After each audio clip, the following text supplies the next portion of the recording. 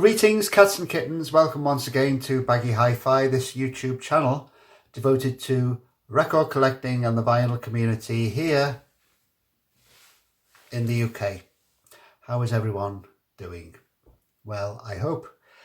This video is titled Spring Wig-Out, and basically it's just a vinyl finds video, recent vinyl finds video during the springtime, and the weather's been lovely over the last few weeks. I had a holiday in the end of April, beginning of May, over in the lakes, the Cumbrian coast, which I do enjoy visiting. And the weather's been quite good since. It's Bank Holiday Monday today, and it's sort of windy, but okay. So I'm going to show records I found during the months of April and May. Now, probably the most viewed video in this channel is the one I made about Joe Meek, and I showed various Joe Meek produced records. That got lots and lots of views. And so there's obviously a lot of people other than me who are interested and enjoy Joe Meek's unique 1960s productions, using very limited means in the place he lived, above that shop, that famous shop on the Holloway Road. So I was wondering what had happened to the T-chest tapes, because the lots of tapes were found of previously unreleased Joe Meek productions not so long ago.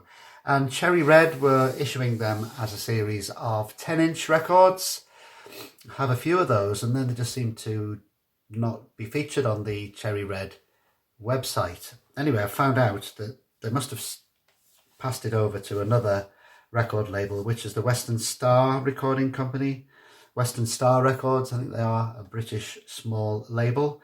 So they have been continuing with releasing these 10-inch records, which feature mainly previously unreleased Joe Meek recordings, and so just really essential in my book. So this is the first one I bought on the Western Star label. The packaging isn't quite as elaborate as there used to be gatefolds on the Cherry Red 10 inches, but so anyway, this is the first one I have bought, Joe Meek's T-chest tapes, and this one is dedicated to lyric-themed songs, which are about fallen idols, tales of death, murder, and lost love. So probably the most famous track on here is Johnny Remember Me by John Layton, Tribute to Buddy Holly, which was by Mike Berry, and some lesser known ones. And the ones I really like are the ones by Houston Wells, was sort of a country artiste, but very, just an Englishman pretending to be an American cowboy. And the needle drop we're going to do is one called North Wind, about a guy who'd murdered his girlfriend. The theme is pretty much all the way through that kind of lyrical content, and some of these weren't hits because they were thought to be distasteful, but nevertheless great sounding, eerie production by Joe Meek on these tracks. It's just 10-inch black vinyl. Other ones in the series on here, you can see there are 2 10 inches of Screaming Lord Sutch, which sound essential, a girl singers compilation, John Layton, and also some of the songs from the early 60s film Live It Up. So we'll be buying more of these Joe Meek's T-chest tapes. Also from the 60s, continuing in my purchasing of garage rock, which I've been doing since the 1980s, another volume of the Back from the Grave series. This is volume 5 on the Essential Crypt Records label from Germany. This is a more recent pressing of volume 5, so it has the gatefold with lots of great information about these cool bands that maybe only made one single somewhere in their own American region. So bands on here, lost to time until revived on these compilations: the Jesters of Newport, the Henchmen, the Vestels, the Kegs, the Tiger Men, the Aztecs, the Tikis, the Rising Tides, all fantastic mid-60s fuzz-tony, cheesy organy, snarly vocals. You know what you're getting with the Back from the Grave. The quality, the level of quality is very high. It's a great one, and I'm going to do a needle drop from this as well, so enjoy.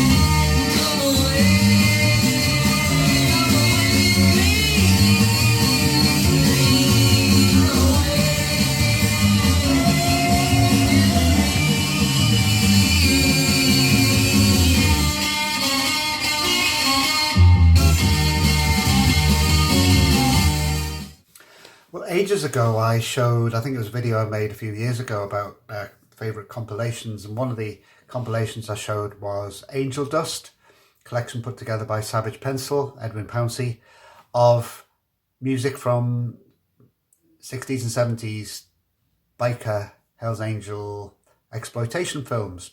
So a little bit niche, I guess, but that was a great compilation. So I was really pleased when I saw this one, a new compilation of the same kind of thing. Maniacs on Wheels, a collection of manic biker movie themes.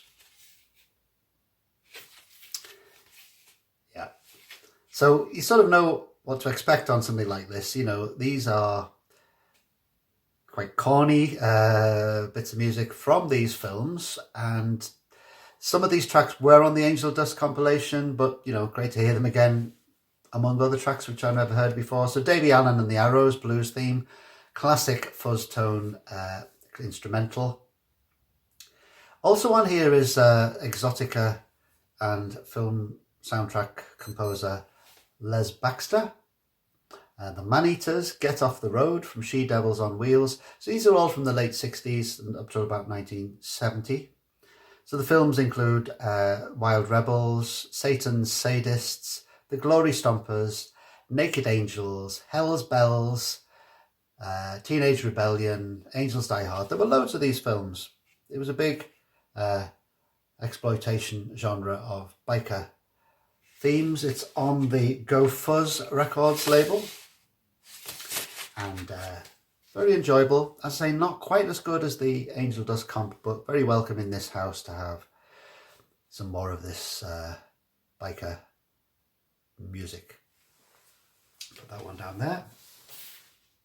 And very excited to see that the Top Sounds label has put out another compilation.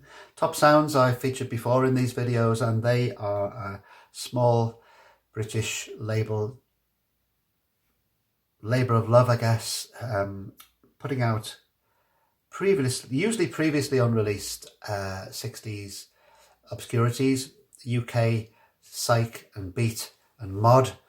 And so I was really thrilled to see this one. The production values are great on these Top Sounds labels, and I love their logo, which is, you might not be able to see it, but it's Pete Townsend, you know, that image of him, you know, smashing up his guitar, but smashing up what looks like a Yeah, a 45 7-inch single.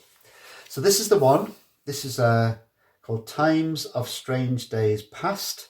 Subtitle, Blue Men on White Bicycles, 1967 to 1970. All previously unreleased. Sound quality isn't fantastic because a lot of these are just from acetates that were never released, so sometimes they're a bit kind of muddy and fuzzy, but fantastic information included in this booklet. Have some lovely ads from the late 60s in them, like Flower Power psychedelic rings. Are you a Flower Power sensation? A teeny psychedelic bra and panty set. So this is not only very informative about these very rare British psych and beat and freak beat acetates, but it's just really lovingly put together as well. So the bands on here, there are a couple of well-known bands, because on here are Tomorrow with a version of My White Bicycle, which is a plainer version of it minus the psychedelic effects. Just as punchy, just as classic. Also on here, who else? Them minus Van Morrison, of course. Probably a good move in my book. Not the greatest Van Morrison fan, never have been. There are some cover versions on here. So the band called Graphite do a version of Pink Floyd's Astronomy Domine, and also there is a version of Lucifer Sam by Graded Grains. That's another Floyd cover. So get it while you can on the Top Sounds label. Quite limited, I think. Times of Strange Days Past. Blue Men on White Bicycles, 1967 to 1970.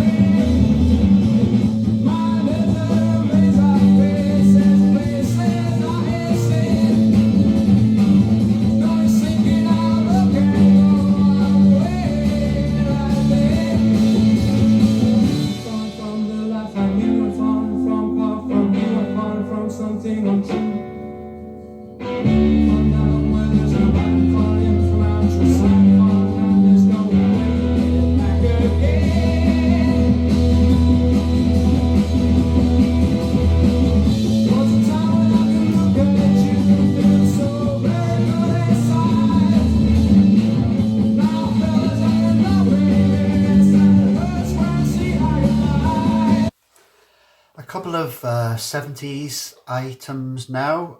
Got this one last week from a charity shop. Glam era album by Mott the Hoople. That's the one which is called The Hoople.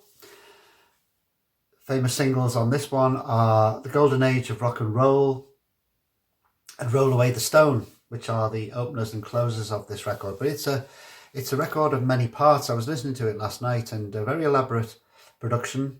It reminds me of the sort of the busyness of the Roy Wood Wizard recordings of similar time, early 70s.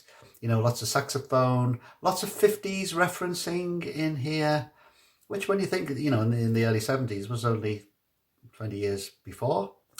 And so the thing that strikes me about Mott the Hoople, who I do like, is that Ian Hunter is obviously massively influenced by Bob Dylan. They started off as a kind of a hard rock band, and then of course met Bowie and got the big break with All the Young Dudes. But so it's that amalgam which is sort of quite unique of wordy, quite ambitious songs in the Bob Dylan mould, glammed up, but also with a hard rock sound as well, and even a bit proggy at points. So this is a great little album from that era. The classic lineup with Ariel Bender, Overend Watts and Morgan Fisher. Has the lyric sheet as well. It's in great condition, the vinyl on CBS label. Really pleased to find that in a charity shop. Actually, it was quite hard to reach because the record section in the charity shop was cordoned off because I believe there were a bit of the wall had fallen down. But I managed to sneak in and grab this. And when I took it to the counter, the fellow behind the counter said, "Oh, you shouldn't have gone in there." I said, "Well, I could spot this record a mile away, so I wanted it." So that's Mott the Hoople. Now, it probably wouldn't be, in recent times, a Baggy Hi-Fi video without a Hawkwind album to be shown. I'm going to show two. But this is one from the 70s. This is, I think I remember hearing this when I was at school. I borrowed it and I've never actually owned a vinyl copy of it. So it's 1972's Do, Re, Mi, Fa, Sol, La, Ti, Do. This is from their first phase of chugging space rock. On here, you know you can't go wrong. Brainstorm, Space is Deep, Lord of Light, Time We Left This World Today. A lot of those tracks crop up, of course, on the classic Space Ritual live double, but this is one of their best from the 70s. Do, Re, Mi, Fa, Sol, La, Ti, Do. And this was very kindly brought to me for my birthday not so long ago in April. And this is from 1972 to 2025. This is Hawkwind's latest album, There Is No Space For Us. Still going down that sci-fi space rock route, which I guess they always will. Really nice glossy packaging, double vinyl. My sister went to see Hawkwind in Liverpool just about a month ago and said Dave Brock is still amazing, and I can vouch for that because I saw them live the year before. Dave Brock, well into his 80s, still space rocking. I've listened to this just a few times, and it's definitely sort of continues that thing that they do on their albums. It has a real flow to it. You feel like you are going on a space journey. Lots of stretched out, bubbling synth soaked and grungy guitar journeys. As I said, you know, it just feels like you put the stylus on the record and you just set off into deep space. I can imagine all the crusty hippies will still be lapping this up, as I am, though I don't regard myself as a crusty hippie. Right, moving to the 80s and the scene, the Californian scene known as the Paisley, got dubbed as the Paisley Underground. I've been wanting this record for ages. Found it online, really cheap. I think it's about £4. It's a American import version of the Long Riders' first mini LP, 10/5/60. It's on the PBC label. Now the Long Riders were grouped in, with the Paisley Underground revival, or Paisley Underground scene, which was definitely influenced heavily by, you know, jangly bands from the 60s like the Byrds. And the Long Riders, though, quite quickly after this record became much more kind of country rockers. So I'm not as much interested in those records as this one, because this one is very, very Byrdsian, but with an 80s punch to it, you know, quite a hard sound as well as the jangle. Some great tracks on here. Sid Griffin wrote most of them. Join My Gang, The title track, great. This is from 1983. And talking of the Paisley Underground, if you want an introduction to the Paisley Underground, I recommend this CD. Now, there is a double vinyl version of it, which is really expensive. So this is called Twisted Dream Machine, the Paisley Underground, California Psychedelic Renaissance, 1982 to 1986.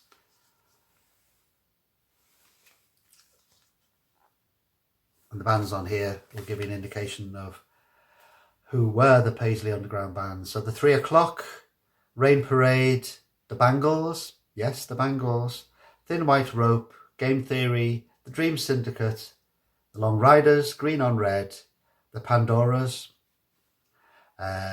who else? Wednesday Week, True West. So I would definitely recommend this. Twisted Dream Machine, Paisley Underground compilation put out very recently on CD and vinyl.